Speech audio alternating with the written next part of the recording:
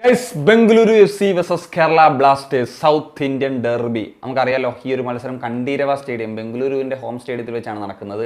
ഏറ്റവും ഒടുവിൽ കണ്ടീരവ സ്റ്റേഡിയത്തിൽ Bengaluru F C versus Kerala Blasters മത്സരം നടന്നപ്പോൾ എന്താണ് സംഭവിച്ചത് എന്നുള്ളത് പറയണ്ടല്ലോ. ഏതായാലും കേരള ബ്ലാസ്റ്റേഴ്സും ബംഗളൂരു എഫ് സിയും ഏറ്റവും ഒടുവിൽ ഈ സീസണിലെ ഉദ്ഘാടന മത്സരത്തിൽ കളിച്ചു വന്ന് 2-1 എന്നുള്ളൊരു വിജയമൊക്കെ കേരള ബ്ലാസ്റ്റേഴ്സിന് സ്വന്തമാക്കാനും സാധിച്ചിരുന്നു. ഏതായാലും നിലവിൽ കേരള ബ്ലാസ്റ്റേഴ്സ് ഈ ഒരു പ്ലേ ഓഫ് റേസിൽ ആ ഒരു ലെവലിൽ തന്നെ നിൽക്കുകയാണ്. പക്ഷേ ബംഗളൂരു എഫ് സിൻ്റെ കാര്യം അത്ര നല്ലതല്ല. കാരണം പോയിന്റ് ടേബിൾ നില 9ാം സ്ഥാനത്താണ് നിൽക്കുന്നത് എന്നുള്ളതാണ്. പക്ഷേ ഒരു കാര്യം എന്ന് വെച്ച് കഴിഞ്ഞാൽ, അവരാകെ ഈ 17 മത്സരങ്ങളിൽ നിന്ന് 4 മത്സരങ്ങളെ വിജയിച്ചിട്ടുള്ളൂ. അതിൽ അവസാനത്തെ 4 മത്സരങ്ങളിൽ നോക്കിക്കഴിഞ്ഞാലാണ് അവർക്ക് 2 വിജയം സ്വന്തമാക്കാൻ സാധിച്ചത്.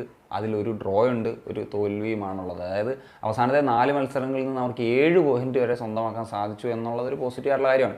ഏതായാലും ബംഗളൂരു എഫ് സി കഴിഞ്ഞൊരു മത്സരത്തിൽ ഹൈദരാബാദിനോടാണ് കളിച്ചത്. ഹൈദരാബാദിൻ്റെ നിലവിലെ അവസ്ഥ നമുക്കറിയാമല്ലോ, ഇന്ത്യൻ പ്ലേയേഴ്സിനെ വെച്ചാണ് കളിക്കുന്നത്. ആകെ ഹൗട്ടർ മാത്രമേ ഉള്ളൂ.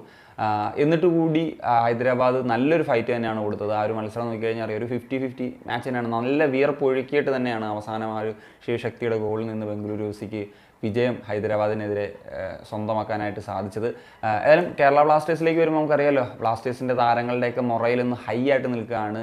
കാരണം കഴിഞ്ഞൊരു മത്സരം അത്രത്തോളം ഒരു ബൂസ്റ്റ് നൽകിയ മത്സരം തന്നെയാണ്. 2 ഗോളുകൾക്ക് പിന്നിൽ നിന്ന ശേഷം സെക്കൻഡ് ഹാഫിൽ 4 ഗോളുകൾ അടിച്ചുകൊണ്ട് തിരിച്ചു വരുന്നു. ഒരു തോൽവികളുടെ ഒരു ഇതിൽ നിൽക്കുകയായിരുന്നു. കാരണം ഹാട്രിക് തോൽവി നേടി നിൽക്കുകയായിരുന്നു. അവിടെ നിന്നൊരു തിരിച്ചുവരവൊക്കെ എടുക്കാൻ സാധിച്ചിട്ടുള്ളൊരു മത്സരമാണ്. എനിവേ, ഈ ഒരു മത്സരം കേരള ബ്ലാസ്റ്റേഴ്സിനെ സംബന്ധിച്ചിടത്തോളം ഒരു ലിറ്ററലി ഒരു എവേ മത്സരം എന്ന് പറയുമെങ്കിലും നമ്മുടെ പിള്ളേരായിരിക്കും സ്റ്റേഡിയത്തിനകത്ത് എന്നുള്ള കാര്യം നമുക്കറിയാമല്ലോ. കാരണം അത്രത്തോളം ആരാധകർ ട്രാവൽ ചെയ്യുന്നുണ്ട് ബാംഗ്ലൂരിലേക്ക്. സോ ഏറെക്കുറെ മഞ്ഞ പുതച്ച ഒരു കണ്ടീരവ സ്റ്റേഡിയം തന്നെയായിരിക്കും നമുക്ക് കാണാൻ സാധിക്കുക എന്നുള്ളത്. കേരള ബ്ലാസ്റ്റേഴ്സിനെ സംബന്ധിച്ചിടത്തോളം ഈ ഒരു മത്സരം വിജയിച്ച് ആ ഒരു ഷീൽഡ് റേസിൽ നിൽക്കുക എന്നുള്ളത് തന്നെയാണ് ഏറ്റവും പ്രധാനപ്പെട്ട ഒരു കാര്യം. എന്നാൽ ബംഗളൂരു എഫ് സിക്ക് ആ ഒരു ടോപ്പ് 6ലേക്ക് എത്തി പ്ലേ ഓഫ് റേസിൽ വരിക എന്നുള്ളതായിരിക്കും അവരെ ഏറ്റവും പ്രധാനമായിട്ടും ലക്ഷ്യം വെക്കുന്നത്. കാരണം അവർക്ക് ഇനി ടോപ്പ് 6 സാധ്യതകൾ തന്നെയാണ് ഉള്ളത്. ഇനി നമുക്ക് ഇരു ടീമുകളുടെയും ഒരു എക്സ്പെക്റ്റഡ് 11 എന്ന് പരിശോധിക്കുന്ന സമയത്ത് ബംഗളൂരു എഫ് സി മാറ്റിയൊക്കെ 11s ചൂസ് ചെയ്യുന്നുണ്ട്. അതുകൊണ്ട് തന്നെ ഞാൻ എൻ്റെ എക്സ്പെക്റ്റഡ് 11 പറയാം. ഗോൾ കീപ്പറായിട്ട് ഗുർപ്രീത് സിംഗ് തന്നെ, ഡിഫൻസിലേക്ക് വരുമ്പോൾ ചിംഗ്ലൻസനെയും അതുപോലെ ഡാമിയോനോവിച്ചും, ആൻഡ് റൈറ്റ് ബാക്കിലേക്ക് വരുമ്പോൾ നിഖിൽ പൂജാരി, ലെഫ്റ്റ് ബാക്കിലേക്ക് വരുമ്പോൾ റോഷൻ സിംഗ് എന്നീ താരങ്ങളായിരിക്കും. അതുപോലെ ഒരു ഡിഫൻസീവ് മിഡ്ഫീൽഡ് റോളിൽ ഹർഷ് പാത്രെ, ഒരു അറ്റാക്കിംഗ് മിഡ്ഫീൽഡ് റോളിൽ ഹാവി ഹെർണാണ്ടസ്, ആൻഡ് ഒരു 2 സൈഡുകളിലായിട്ട് ഇപ്പം റയാൻ വില്യംസും ഷിവാൾഡോ എന്നിവർ. അതുപോലെ മുന്നേറ്റത്തിൽ ഡ്രോസ്റ്റ് ആൻഡ് ശിവശക്തി എന്നീ താരങ്ങളായിരിക്കും കളിക്കുക. സുനിൽ ഛേത്രി ബെഞ്ച് ചെയ്യാനുള്ളൊരു സാധ്യതയുണ്ട്. കാരണം പ്രത്യേകിച്ച് ഇപ്പം അദ്ദേഹം ഗോൾ സ്കോർ ചെയ്യുന്ന കാര്യത്തിൽ ബുദ്ധിമുട്ടുകളുണ്ട്. പിന്നെ ശിവശക്തി കഴിഞ്ഞ മാച്ച് നന്നായിട്ട് പെർഫോം ചെയ്ത് ടീമിന് വേണ്ടി സ്കോറും ചെയ്തത് നമ്മൾ കണ്ടതാണ്.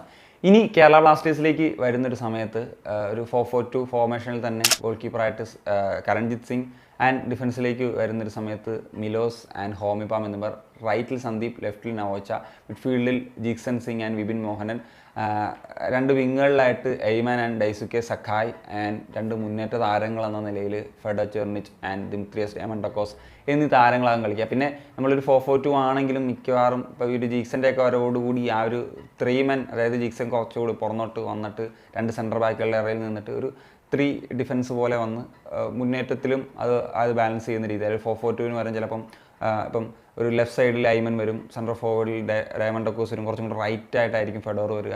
അപ്പം സക്കായി കുറച്ചും കൂടി ആ ഒരു സെൻട്രൽ റോളിലേക്കൊക്കെ, അങ്ങനെയുള്ള രീതികളൊക്കെ നമുക്ക് ഇൻ പേപ്പർ 4-4-2 ആണെങ്കിലും കളിക്കളത്തിൽ ആ ഒരു തരത്തിലൊക്കെ കാണാൻ കഴിയുമെന്നുള്ളതാണ് എക്സ്പെക്ട് ചെയ്യുന്നത്. എനിവേ, ഒരു വിജയം സ്വന്തമാക്കാൻ കഴിയുന്നൊരു മത്സരമാകും എന്നുള്ളത് തന്നെയൊക്കെയാണ് പ്രതീക്ഷിക്കുന്നത്. സോ എന്താണ് നിങ്ങളുടെ എക്സ്പെക്റ്റേഷൻസ്? ഭയങ്കര ഒരു പ്രൊമോഷൻസ് ആണ്, അല്ലെങ്കിൽ അങ്ങോട്ടും ഇങ്ങോട്ടുമുള്ള റൈവലറീസ് സോഷ്യൽ മീഡിയ വഴിയൊക്കെ നമ്മൾ കാണുകയും ചെയ്യുന്നതാണ്. അപ്പോൾ നിങ്ങളുടെ ഉറപ്പായും കമൻസ് സനിയ.